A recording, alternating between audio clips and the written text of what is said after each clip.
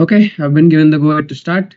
So today's topic is looking at arbitrage funds, and anybody who's been following Milestones2Wealth on social media would know that initially we used to do uh, equity presentations, and within equity we used to do active. Then we went into sectoral, and then there were a couple of presentations that I have done on passive, and precious metals also start coming into the picture. Then we added debt, and now there is arbitrage fund. So we are covering all asset classes. We are covering each and every category within that particular asset class, and within other category, which is it's called the others now. There is arbitrage funds. So let's look at arbitrage funds. What is it that arbitrage funds do? Why is it that they are much more better than liquid funds now that they've become a lot more better than liquid funds after debt tax? So let's look at some data on arbitrage funds. Now, I always start the presentations with this slide, and then there'll be one more slide for regarding Milestones2Wealth. Milestones2Wealth is a behavior program. It has nothing to do with what to buy, what to sell. It's not a recommendation program. It's not a platform. It's a behavior oriented program. By behavior oriented program, we mean that what is it that you as a saver in India need to do for you to build wealth for your goals. Your goals can be retirement. Your goals will be buying a house. It can be anything. But what is it that what does it take for you to actually meet that particular goal? Right? So how do market cycles work? Market cycles usually work this from this perspective, that when things start doing extremely well, investors become a lot more greedy. It's more buy. You would have seen that in the last 2 years we've heard too many buys, and in a bad scenario there is always sell, right? So there's a lot of fear, there's a lot of pessimism that comes in during bad times, and there is a lot of over optimism that comes in during good times, right? So we are in this scenario where people are greedy, there is over optimism. You would have always seen that yes, things are looking too confident to be true. So market cycles work in this way. This doesn't mean that it comes in 1 year, 2 year, or a day, or a month, or something. This comes over 5-6 years. Every cycle takes about 5 to 7 years for it entirely to play out. Longer term cycles take more than 10 years plus, right? So Milestones2Wealth is completely flipped, right? So we've been practicing this continuously as what it takes for you to show conviction during times of pessimism and show bearishness when things are looking extremely good, right? So Milestones2Wealth does exactly this. This is the behavior model that we follow on Milestones2Wealth. In a boring market, definitely you would have to have certain set of behaviors which we will help you to and guide you in each step of the way, where your participation during the boring market, where there is pessimism, where people don't want to get into saving, don't want to get to the market. That's the scenario where your participation actually has to be a lot more higher than what it is, right? Then when the exciting market comes is when you start reaping the benefits. But the beauty of this is that you will always have a winner and a loser. There'll be a different winner, there'll be a different loser, and that will happen in different asset classes. So suppose if equity is winning for a long period of time, naturally other asset classes would become a lot more better for you to look at. So for example, now we have equity which is doing extremely well. On the flip, debt, precious metals are not something that is being looked at. So naturally there is where the work has to go in terms of incremental saving, which means not shifting from one to the other, but incrementally what you have to add in terms of choosing this as a asset, right? When you're doing your FDs, you just keep parking money there no matter what, right? Likewise, when you're looking at such liquid financial assets, you have to look towards better opportunities all the time, right? So market cycles work in one particular asset class, and it works in categories of assets, categories within the asset class as well, right? So we follow the same sort of behavior model for each and every asset category, each and every asset class, right? So this is what we have to offer to you as part of the Milestones2Wealth program. It's not a buy, not a sell, but it's majorly what you need to do, how you need to behave in certain markets, how you need to behave, or how you need to start contributing to your particular goals, and when you'll be able to meet that particular goal for yourself, right? So let's take a poll. Do you actually know what arbitrage funds are? You can put the comment in the chat box. Do you know what arbitrage funds are?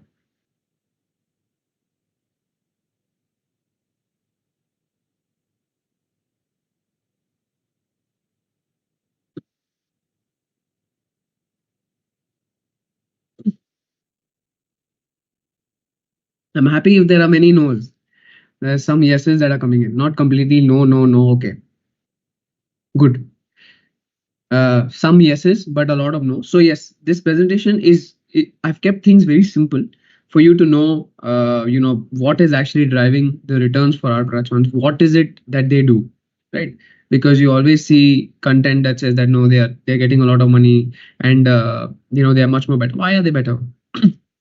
So have you ever invested? Now you might not know it, but because of herd mentality, because people are telling you to do something, you would go and let me go and do it. Have you ever done that? Have you ever invested in arbitrage funds? Okay, no, no, no. Okay, there's one question which we will take at the end end of the presentation. I'll just take the presentation for 20 minutes or something like that, because we like to keep things from an interactive perspective. Yeah, we like to interact. So we'll take the question at the end. So what are arbitrage funds? So arbitrage funds are equity oriented, but they come within the hybrid category. Now, why is it that they come within the hybrid category? Is because they do a lot of hedging, right? It's not considered as pure equity. They do a lot of hedging. They buy it in the cash market and they sell it in the futures market, right? So to keep things very simple, I'll show you in the next slide. But the minimum exposure that they have to equity is 65%, and the balance is in debt, liquid, however they want to do. But what they essentially do is that they buy in one market and then they sell in the other market, right? Let's say you have, now all of this is public data, all of this are from presentations of arbitrage funds, and they do a very good job of explaining this, right? Though it's a complex topic for people to understand, but they do a very easy job of understanding, and this is one way, right?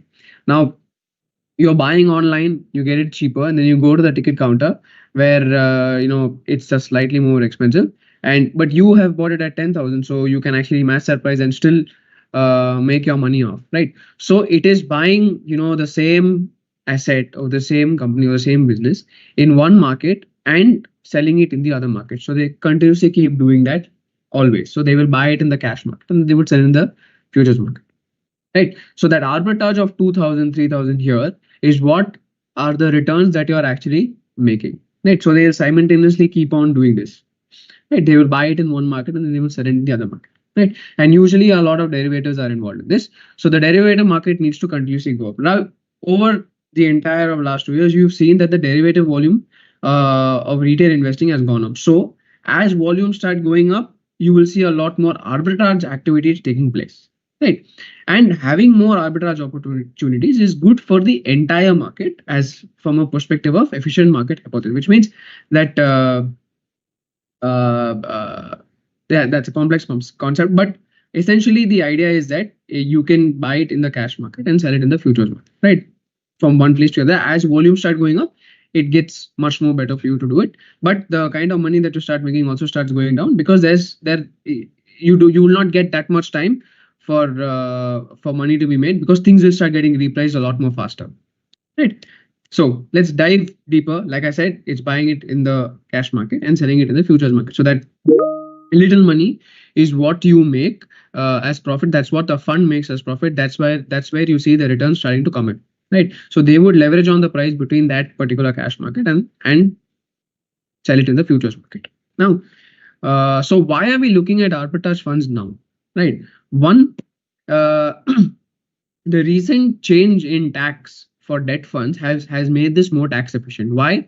Because it is equity oriented. Here you get debt type returns, but with equity taxation. So you will make somewhere around 6.5%, 7% or 7.5%, 7 to 7.5%, right? Which is almost on par with that of a liquid fund or a short-term fund, right? But there on that side you have debt taxation, which is 30%, which is on your income tax.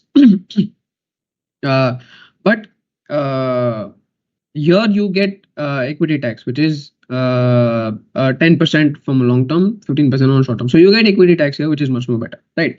Now, number of F&O stocks, right? So because where you're going to be selling are on derivatives, like I said, as more stocks start getting in futures and options, you would see more opportunities coming in, right? So the spread goes down, but as more starts coming in, so the number of F&O stocks have increased in the last year from 114 all the way to 118. in 2023, right? So there's a lot more stocks that are getting listed, which means there's a lot more opportunities for arbitrage funds to take advantage of. Right now, a lot of money has gone into arbitrage funds, right?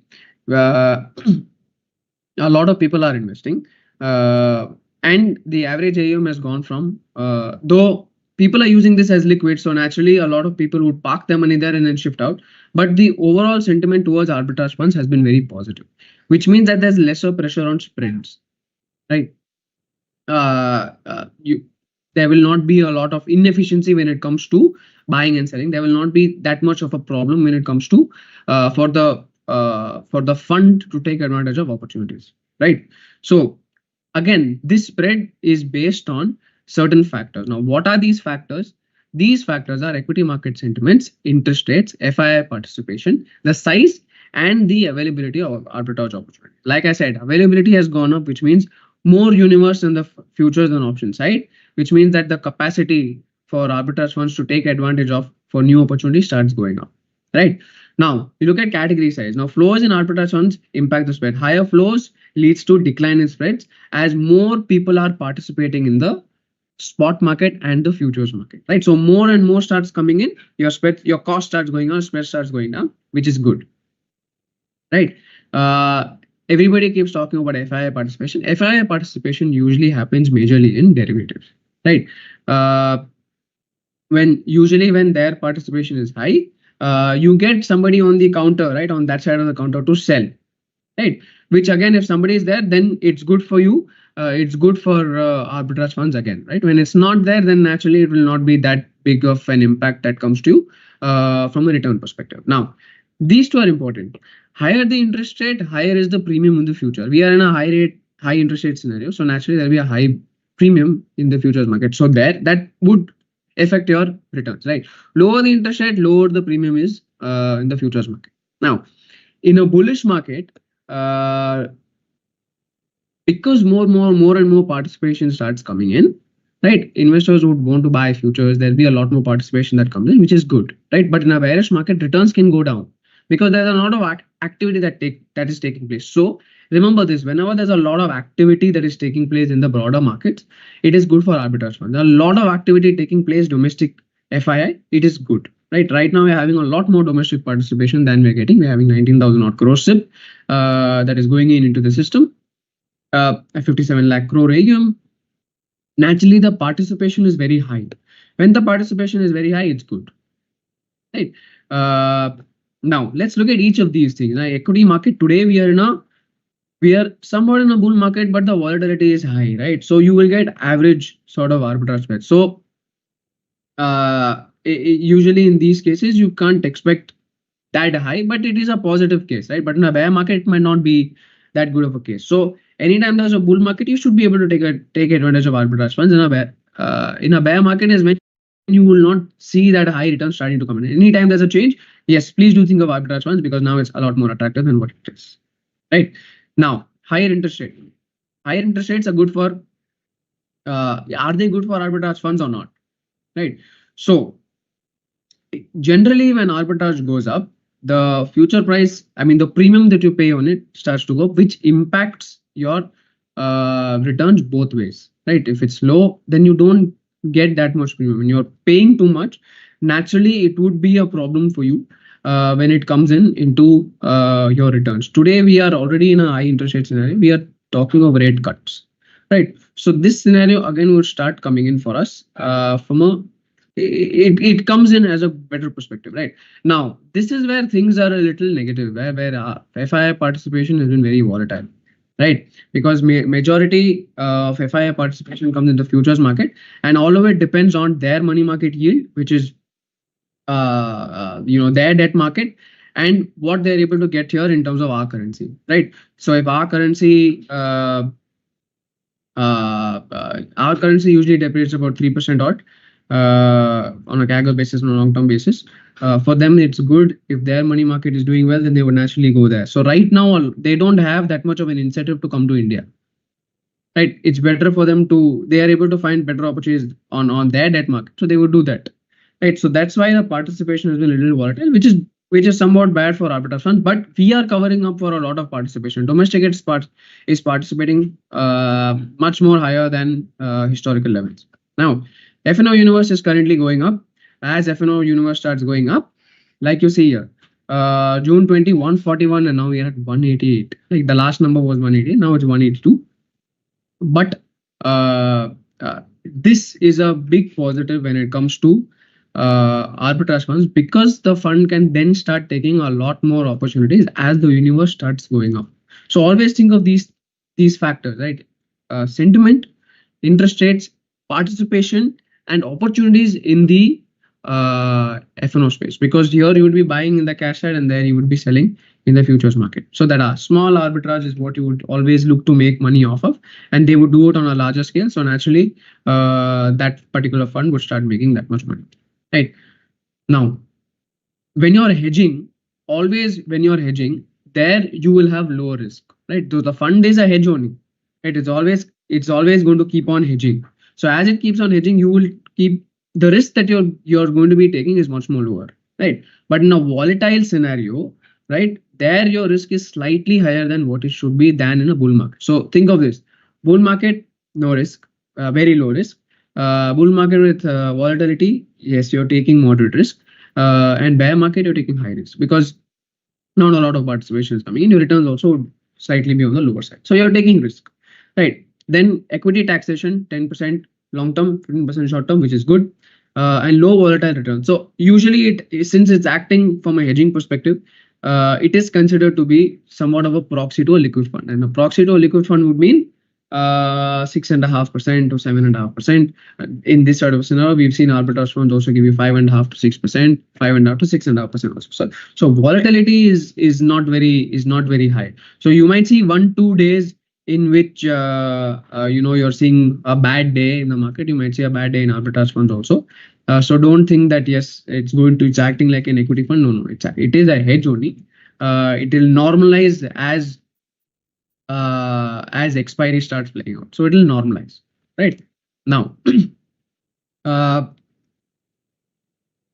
arbitrage funds versus debt funds. So if you look at arbitrage funds, you take very low credit risk, right? There's not a lot of credit risk that you take. Majorly on the debt side, you are taking some sort of credit risk. You are locked in, right? Because you are locked in, yeah, you can exit whenever you want to, but from a debt fund perspective, from a fundamental perspective, you're sort of locked in, right? Here you don't have any sort of lock in. It's completely liquid. You can sell, do whatever you want to do with this. But debt, you are again taking the debt tax, plus at the same time you're locked in, right? And that depends on prevailing yields and interest rate change. Your returns will continuously be based on interest rate changes and whatever yield is prevailing right now in the market, right? But for arbitrage funds, that there's not that high of a risk, right? So because there are 4-5 factors that are coming into play, sometimes 1 or 2 factors would work in, sometimes one would not work in. So even in this scenario where everything is working except for one, you're still seeing high returns coming in on the arbitrage fund, right? But on the debt fund side, you're completely dependent on the interest rate change and the yield that is currently there. The spread of the yield is what you're currently dependent on, right? Fully dependent on. And that's why from a liquid perspective, it makes sense that yes, in terms of parking your money, for a short period of time, right? Your arbitrage funds would work. So who does it actually work for? Right, this works for somebody who has a very low risk profile. Like you don't want to lose too much money off it. You want to park your surplus money, right? So it's an alternative to your shorter term debt fund, right? Your liquid ultra short. It's an alternative, right? It's not the only option for you, but you can choose this as an alternative because things are looking good right now for this particular space, right? And your time horizon should be somewhere between 6 months to 1 year. There should not be something like a 1 month or 3 months. It does not suit. But 6 months to 1 year is what you should be looking for if you are looking for something in that particular tenure, right? But strictly it is meant for somebody who says, no, I'm okay to just get 7% or 6.5% sort of return, or 7.5%. Just within that band saying, okay, it's a proxy to my liquid fund. It's not, or it's a proxy to my shorter term FD fund. I will use this money maybe later for another asset category, but this should not be considered as, yeah, I'm going to continuously keep parking money here, because debt sometimes can give you opportunities on the longer term side. Debt on the longer term side is definitely a bet that investors can take. That I think within this month only we are covering longer term debt side. So it is only supposed to be compared to shorter term in liquid, right? And in today's scenario, definitely it is on par with liquid. It is slightly better than the liquid side, right? So now I will open the floor for Q&A, and whatever questions you have, if you want me to go through a particular slide in terms of what part you don't understand, I'm definitely willing to go through it. We started to so in your slide it said that we need to reap the benefits in exciting market. Are we booking profit in the current market condition? No. So we are not reaping any benefit right now in the in this sort of market. See, there are only certain parts of the market that are extremely expensive. This is within equity, right? So a majority of where Milestones2Wealth has been able to guide people has been majorly on the side where equity valuations have been cheap. So right now there it's still boring. It's not very exciting. On other parts where there were certain sectors that have done extremely well, where the risk-taking ability was extremely high, and the goals were long term, there that excitement has been met.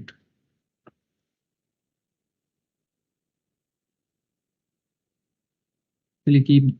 So let me put in the number also. So any other question, if I miss or if you get something later, you can actually put it on the number. Don't you think that due to these AF wallet, the volatility will increase on a particular sell-off day, but the policy can change, bringing the AF at par with liquid funds?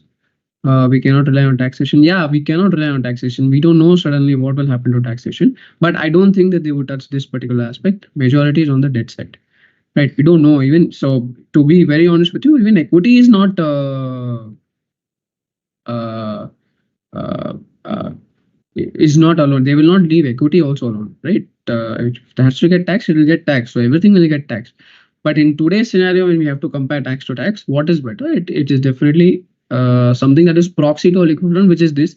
This is the best option right now that's available to you when you think of tax. If you don't think of tax, it's okay. But when you think of tax, saying no, I want to be tax efficient, but I also want something like a liquid fund return, and I want something, it's just for short term, I just want to park my surplus money, then this works for you.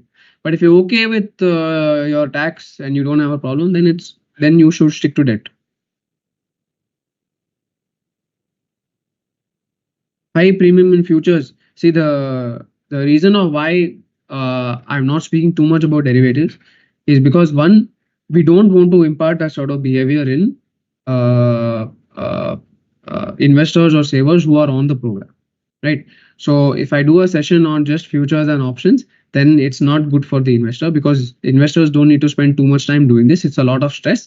You don't need to do that. What you need to understand is that, yes, as a lot more activity starts going up, as a lot more stocks start getting listed on FNOs, arbitrage funds get a lot more opportunities. More participation in the market means it's good for arbitrage opportunity. It's good for arbitrage funds because they're able to take off on advantage in the newer opportunities. Usually what happens is, as efficiency in the market starts going up, as FNOs, as derivatives is meant to create more efficiency in the market, the returns that you make sort of come off. But we have not seen this scenario starting to take place. Usually this happens in terms of theory, but let's see how things are starting to play off. What you should be thinking of when it comes to derivatives is that more participation coming in is good for arbitrage funds. What is the current AUM of arbitrage funds across? Let me give you that number. I have that.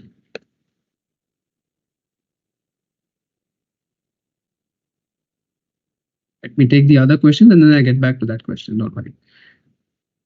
No, I don't think so. Arbitrage funds, balance managed funds will do arbitrage. But if they have that in the mandate, then they can take advantage of it. But it's majorly going to be in money market. Within the fund, if they do derivatives or something like that, then that is separate because they do it. But I don't think that they would take that advantage unless and until the mandate allows it. That is significantly higher.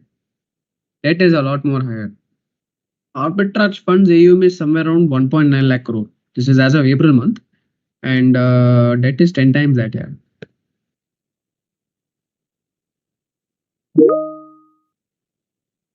Okay, I have a doubt. Investing in, I thought need a minimum of 50 lakhs, right? If that's the case, how do I choose a mutual fund or SIP? No, I think that is only for the PMS, not for. So if you're choosing for the PMS as per SEBI mandate, 50 lakhs is the minimum. If on the mutual fund side, there is no particular. I mean, it's distribution of mutual funds, so there's no cutoff saying you have to do only this much. You can do how much over you want to, and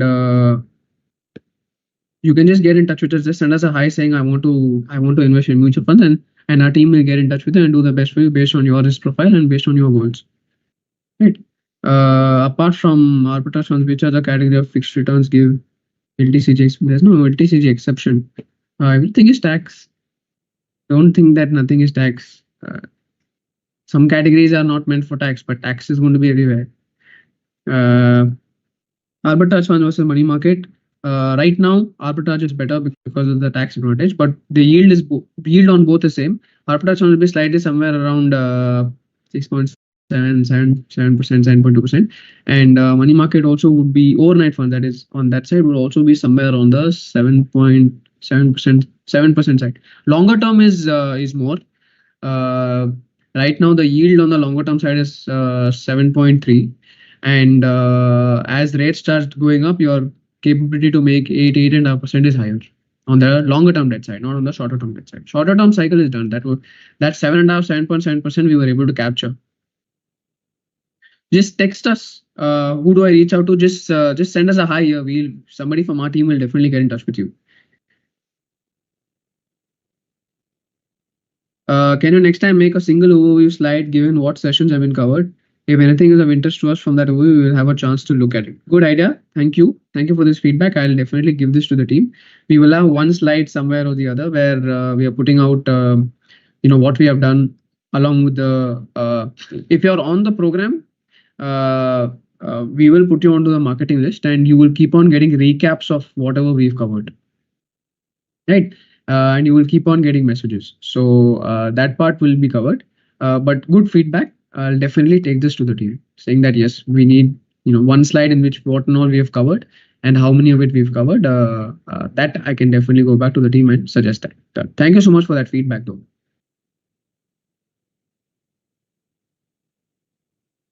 Yes. Do you see funds moving from debt to AF? Yeah, a lot of money has gone into arbitrage funds because of the whole thing. They made it's easy, so people are using arbitrage funds to do this. So instead of a liquid, you should also try to do that, right? So this is a good number on arbitrage fund. This is a good advantage for you. 7.5% is a good number, unless and until you're okay to do 30% to do the taxation part on the debt side. That's okay. If you're okay to do that, stick to that. But when you're not, and what is the next available option for you that is giving you the sort of safety, that is giving you the sort of liquidity, that is giving you the sort of tax advantage also? This is a better opportunity than that right now.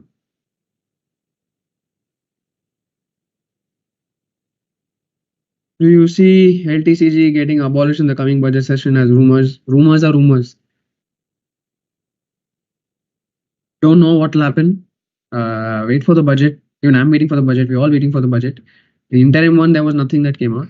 The full budget, we don't know what will come out. Let's check out what's happening. More than India, you should look at developed markets, because I think the tax suggestion change is a little crazier on that side than here.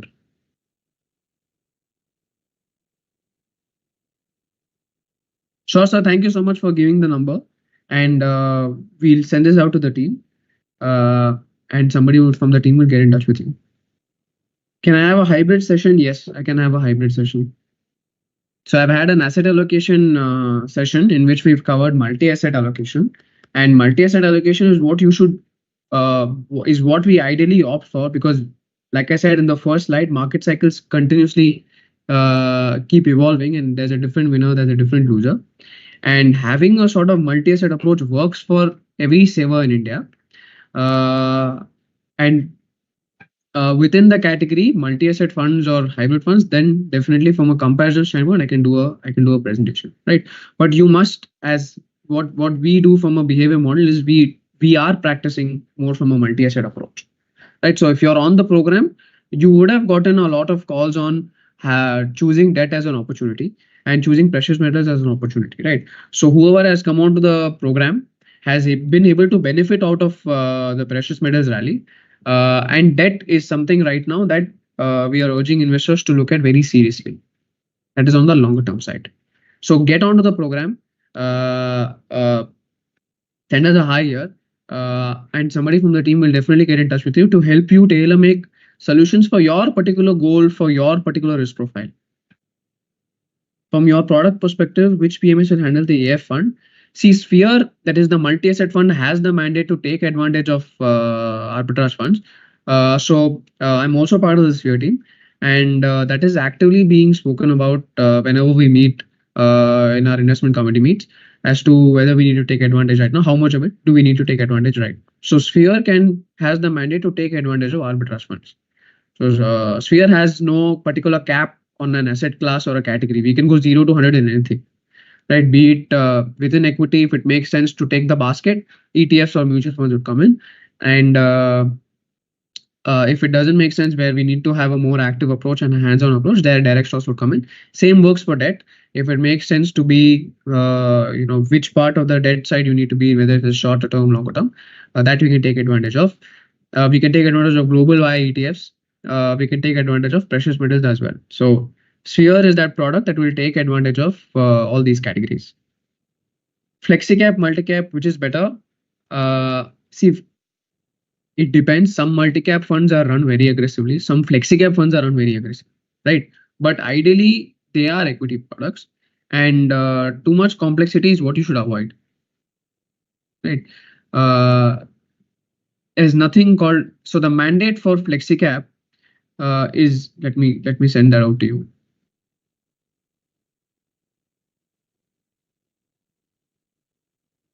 So the mandate for a flexi-cap fund is at least 75% in equity, and for a multi-cap fund, it is at least 75% in equity, right? So either ways, you are going to get somewhere around 65% to 75% in equity, right? So both operate the same. The style of the fund manager is what, and the style of the house is what will come into your picture when it comes to deciding. But I would suggest keep things simple. Don't try to complicate by having both.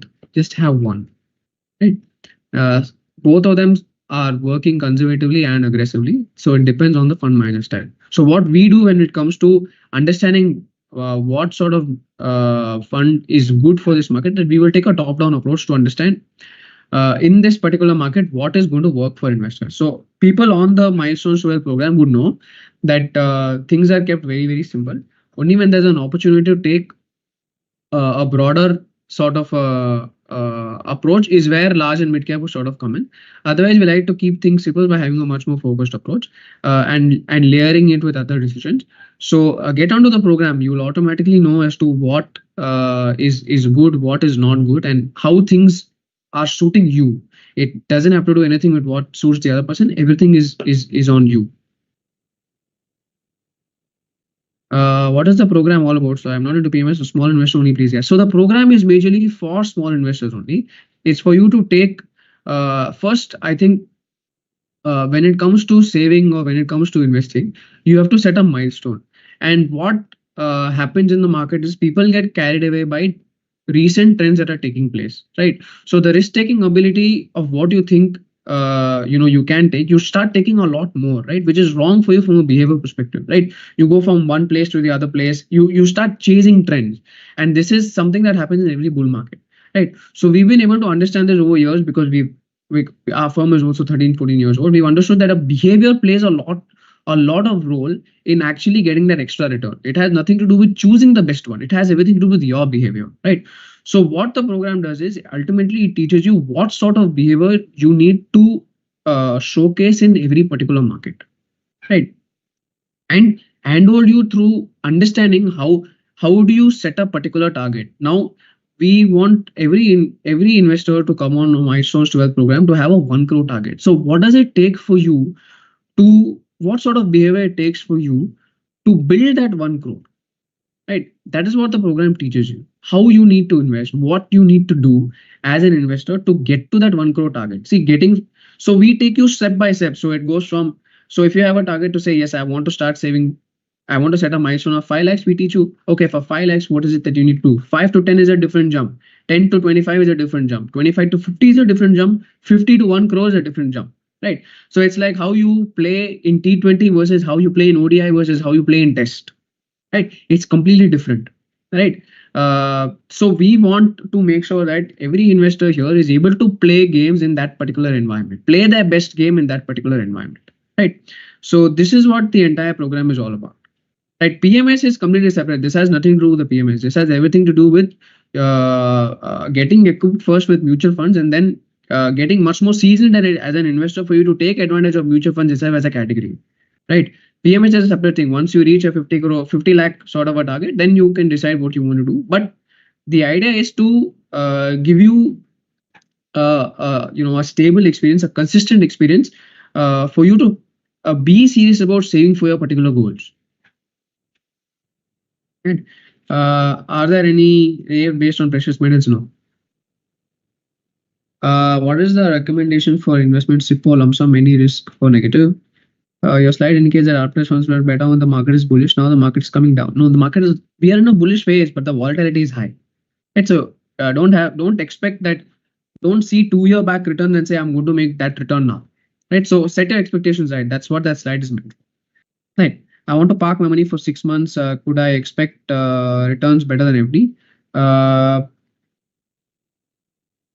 I don't think so that you can expect better than FD returns in CRA. It depends on what your FD returns. If you're telling more than 8%, that's not a scenario where you'll start getting more than 8%, right? If your savings account or your FD is able to give you more than 8% and you're very much comfortable with that in that category, please stick to that. But this is for you parking some surplus money where it's liquid. When you think of liquidity, you can park it here. Otherwise, if you don't, if you want to use it for something and you want more returns, then this is not that particular product. In a bullish, yes, you can expect high returns to come in, but in a bullish plus a high volatile, you might not make what you made before, but you'll still make something as compared to a liquid fund. Was there any session on milestone based program? Yes. So we just did on 1st May, we just did a Milestones2Wealth behavior program on SIP to 1 crore. So you can just go to our YouTube page. You can just type in Milestones2Wealth. Just go to the live section. I think so. In the live section, you will get all the videos. On that, you can just see, if you just keep scrolling down, you'll get a lot of webinars on what is Milestones2Wealth and SIP to 1 crore. So you can start off with that.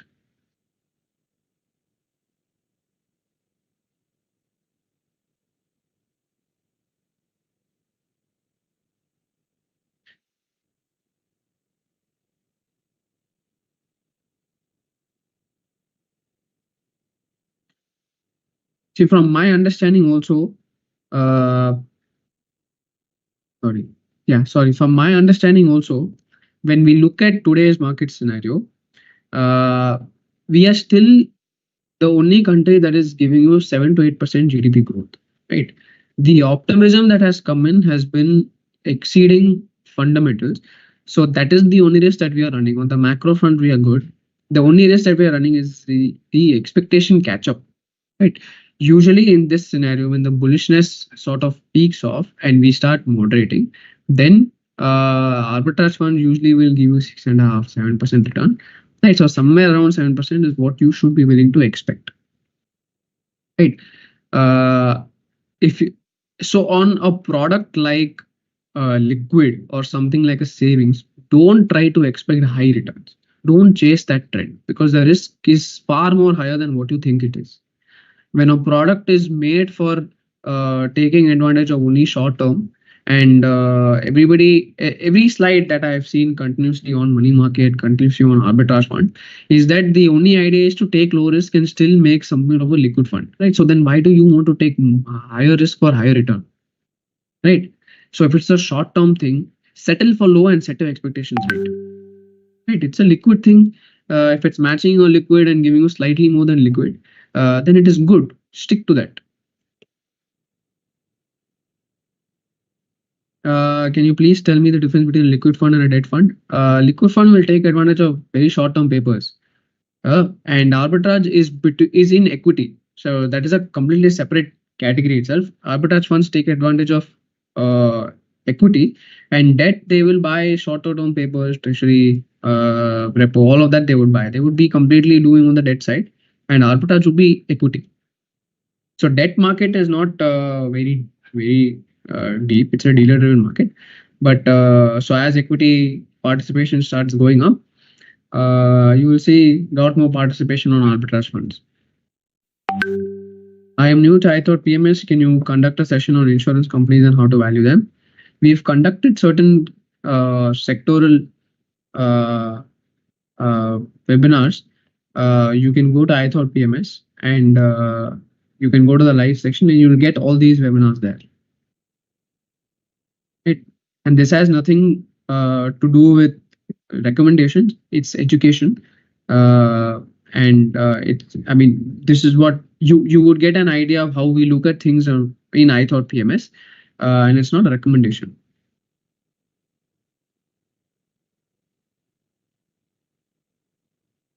No problem, sir. Thank you for joining in on a Saturday afternoon. Please do carry on with your other priorities, but do send us a feedback later, and you will keep getting marketing content from our side. So please do support us and continue supporting us. As a part of your financial planning, do you recommend any specific health insurance company for your clients? Yes, we have a completely separate insurance team that takes care of understanding policies and what works best for you, what you're paying, and are you actually getting the benefit of it, right? So just send us a hi saying I have a query for my insurance policy. I'm interested in insurance policy, and somebody from the insurance team will get in touch with you. Just send us a hi saying insurance policy. I'm interested in insurance policy, and the insurance team will get in touch with you. And we've done specific insurance webinars also. And on insurance, from a part of Milestones2Wealth, we have a brand called within Milestones we have called common questions and uncommon answers, which is basically, yes, we do receive a lot of common questions, and we thought that okay, one way to address it is to give out our thought rather than going one-on-one. And insurance receives a lot of questions, a lot. That's something like an uncommon question only. It's not common, but there are a lot of questions that they've tried to address. Right? And that's a very informative webinar. It was a very informative webinar for me also. So just send us a hi and saying insurance policy. I'm interested in the insurance policy. I want to get my insurance policy reviewed, and the insurance team will get in touch with you.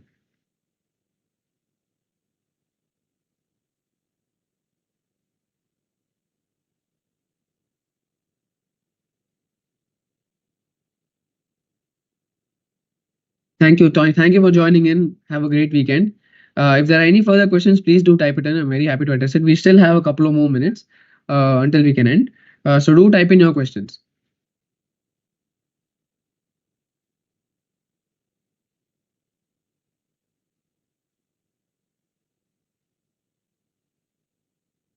Okay, I don't think that we are getting any further questions. So thank you all for joining in.